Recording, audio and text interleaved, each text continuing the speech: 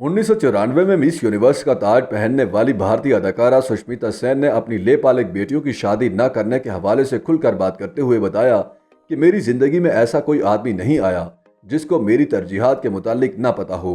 Bollywood star Akshay Kumar की अहलिया ट्विंकल खन्ना को दिए गए इंटरव्यू में मारूफ अदाकारा और साबिक मिस वर्ल्ड सुष्मिता सेन ने इंकशाफ किया कि रैनी को गोद लेने के बाद मैंने कभी ये नहीं सोचा कि मैं जिससे शादी करूं वो मेरी बेटियों की जिम्मेदारी बांट ले, लेकिन मुझसे शादी करने वाला मुझे मेरी बेटियों से अलग होने के लिए भी नहीं कह सकता क्योंकि बेटियों को एक खास उम्र तक उनकी जरूरत है।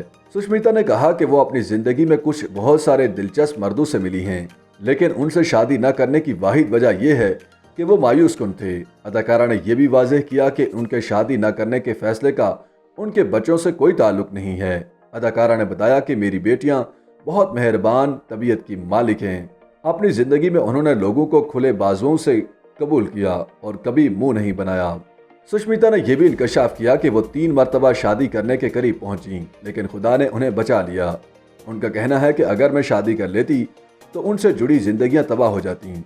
वाज़ेह रहे कि गुज़श्ता साल सुष्मिता ने अपने देरीना बॉयफ्रेंड रोहमन शाल से अचानक अलहदगी इख्तियार कर ली थी।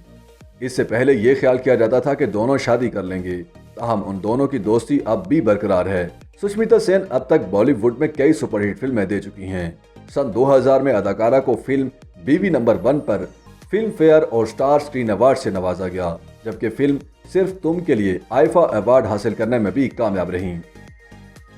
YouTube पर गूगली न्यूज देखने के लिए youtube.com की सर्च बार में गूगली न्यूज टीवी टाइप करें। गूगली न्यूज के पेज पर सुर्ख रंग के सब्सक्रिप्शन वाले बटन पर क्लिक करना ना भूलिए। YouTube पेज पर अपलोड होने वाली वीडियोस से बाखबर रहने के लिए बेल आइकन पर क्लिक कीजिए। आपको हर नई वीडियो के बारे में नोटिफिकेशन मौसूल हो जाएगा।